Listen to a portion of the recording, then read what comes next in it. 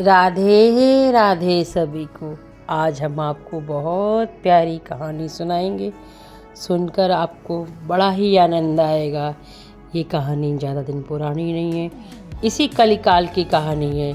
हमारे बहुत सारे साधु संत महात्मा हुए हैं, ऐसे ही भगवत प्रेमी और नाम जप वाले साधु संत हैं, और जो समाज सेवा भी करते हैं और भगवान का नाम का निरंतर जाप करते हैं।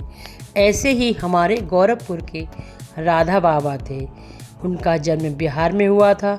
उनका नाम चक्रधर था, लेकिन वो राधा रानी और भगवान कृष्ण से अधिक भक्ति करते थे, इसलिए उनका नाम राधा बाबा पड़ गया था।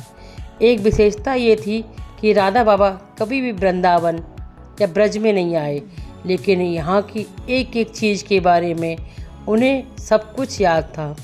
सब कुछ पता था, कहाँ मथुरा में कौन सी लीला भगवान कृष्ण ने कहाँ की है, कौन सी लीला कहाँ पर की है, कहाँ पर उन्होंने माखन चुराया, कहाँ उन्होंने भूमि मिट्टी खाई है। उन्हें सब कुछ, कभी वृंदावन नहीं आए, लेकिन वृंदावन के बारे में पूरी जानकारी थी।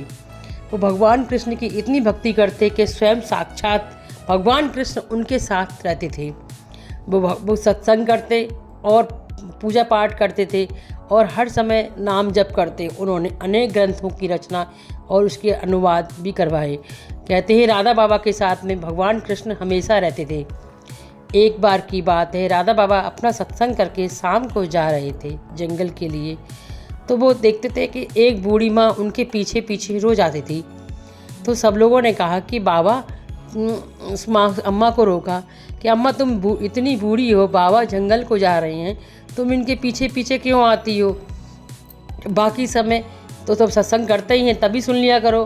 तो बूढ़ी अम्मा ने बाबा की उस आदमी से कहा कि मैं बाबा के पीछे नहीं आती हूँ, मैं बाबा को देखने के साथ नहीं आती हूँ। मैं देखती हूँ कि जब बाबा आते हैं तो इनके पीछे पीछे एक लाला सा सांवला सलोना लाला आता है, और जब बाबा जंगल को बैठते हैं तो वो इनके सामने बैठता है और केवल उसी समय इनके साथ में आता है, तो मैं उसी के दर्शन करने के लिए आती हूँ।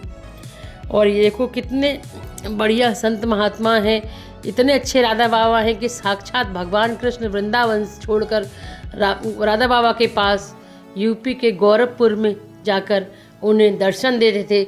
और राधा बाबा के नाम जप से इतनी शक्ति थी कि उनके सामने उन्हें 24 घंटे ये महसूस होता और कि कृष्ण और राधा उनके पास ही हैं।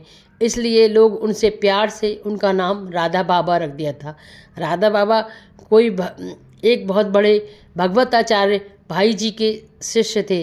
जो भाई जी भगवताचार्य भागवत पढ़ते थे और उनका कर्ण करते थे। वो भी भगवान कृष्ण, उनको भी भगवान कृष्ण का साक्षात्कार हुआ था।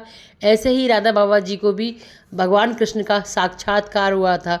और इस प्रकार भगवान कृष्ण अपने ज़्यादा जो पूजा पाठ या जो उनका नाम का जाप करते हैं, भगवान स्वयं उनके साथ खेलते हैं, उनसे बातें करते, उन्हें दिखाई देते हैं, लेकिन अन्य लोगों को नहीं मालूम पड़ता। लेकिन जब बूढ़ी अम्मा थी, उन्हें जब उन्होंने देखा कि राधा बाबा के साथ इस समय भगवान कृष्ण जाते हैं, तो उनके मन में लालसा हुई कि मैं भी इन्हें देखूं।